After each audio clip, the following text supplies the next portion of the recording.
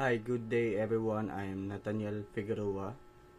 Um, our topic for today is Philippine election and political parties and government peace treaties with Muslim Filipino. So, early election under Spain in 1642 to 1898. Election started in 1642 with the selection of Gobernadorcillos and Cabezas de Barangay, though these were limited and heavily influenced by friars and priests. The Maura Law of 1893 expanded participation but still excluded the masses. The Katipunan in 1892 to 1897 practiced internal elections emphasizing democratic ideals. After independence in 1898, Aguinaldo established a revolutionary government, but the envisioned republic was disrupted by U.S. occupation. American period 1901 to 1935. The Provincial Government Act in 1901 established local election. The Philippine Assembly was formed in 1907, dominated by Nacionalista Party.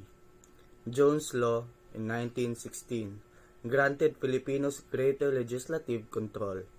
By the 1920s, party splits emerged mainly between factions of Quezon and Osmeña.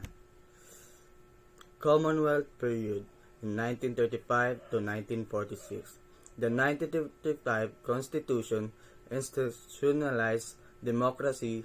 Women's suffrage was approved in 1937. World War II disrupted governance. Jose P. Laurel led the Japanese-sponsored republic. Politics resumed after the war, with Quezon's death in 1944, leading to Osmeña's presidency.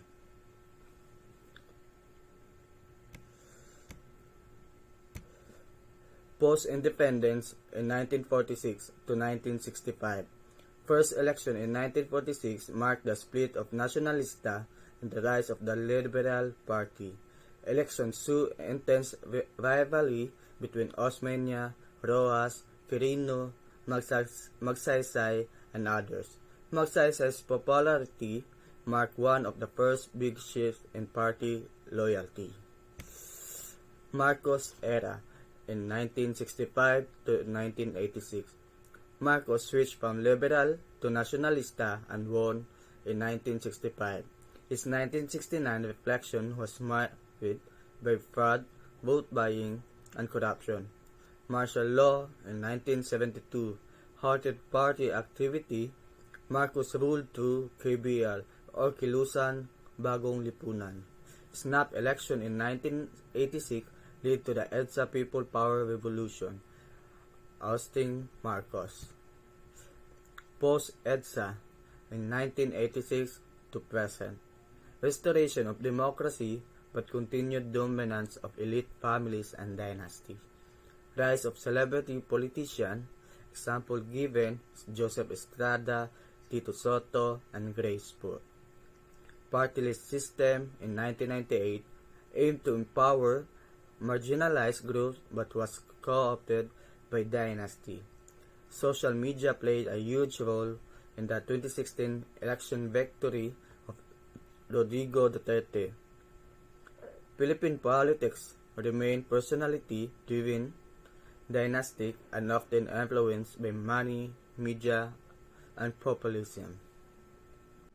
Government peace treaties with Muslim Filipinos.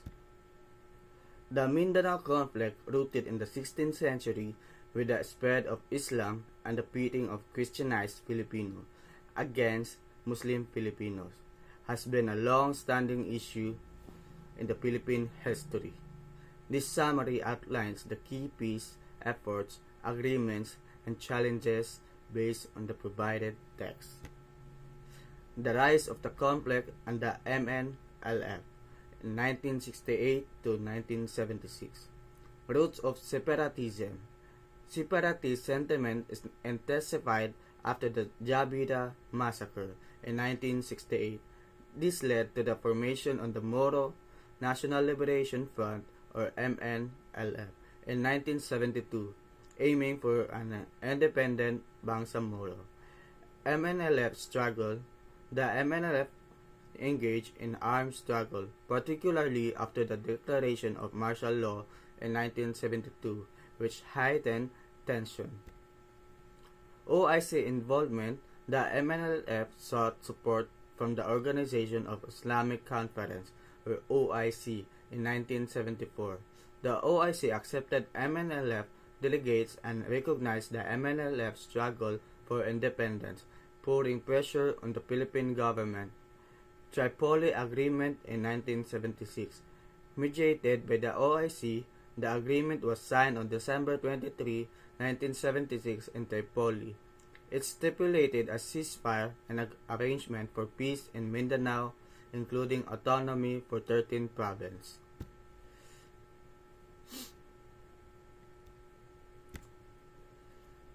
Implementation, challenges, and breakaway. In 1977 to 1996, agreement and revels. The Tripoli Agreement failed due to the disagreement. The government insisted on a plebiscite, which MNLF opposed as unnecessary. Creation of autonomous region.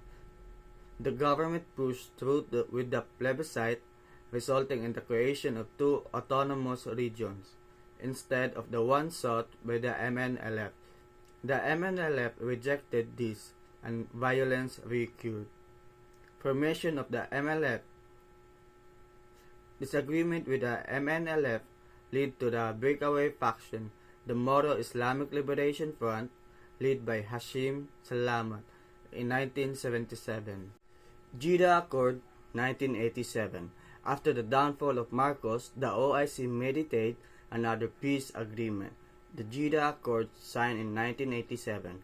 However, the MNLF officially contended they were pressured and did not accept the offered autonomy.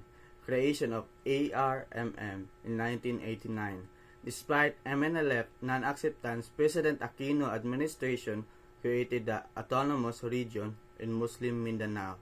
The MNLF argued the basis for autonomy should be the Tripoli Agreement and not the new constitution, further alienating the MILF. Final Peace Agreement, or FPA, with the MNLF in 1996. Peace talk resumed under President Ramos. The FPA was signed on September 2, 1996. It established the Southern Philippine Council for Peace and Development as a provincial autonomous government for the ARMM, including the 13 provinces in the Tripoli Agreement. The MILF and the Bangsamoro push. In 1996 to 2019, MILF takes center stage following the FPA with the MNLF. The MILF became the standard bearer of Muslim independence. They immediately engaged in talks, but clashes reached an apex when President Joseph Estrada declared an all-out war against the MILF in April 2000. Malaysian mediation. Malaysia became instrumental in mediating the peace talks starting in 2001.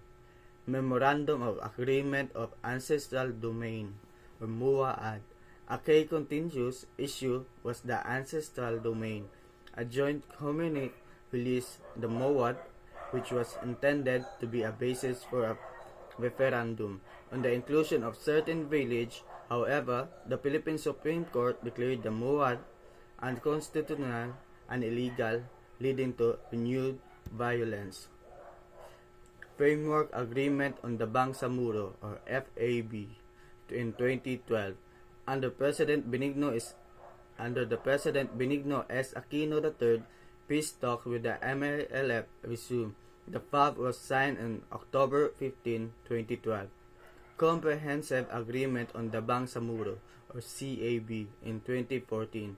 The CAB, which outlined the plan to establish a new autonomous government, was signed on March 27, 2014.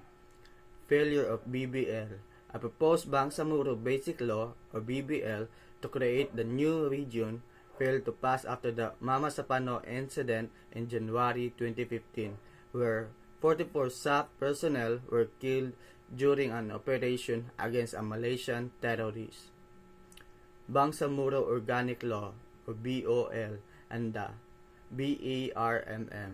Under President Rodrigo Duterte, the Bangsamoro Organic Law was passed in 2018. In January 2019, a plebiscite ratified the law, officially abolishing the arm in February 2019. The Bangsamoro Autonomous Region in Muslim Mindanao was inaugurated on 29 March 2019.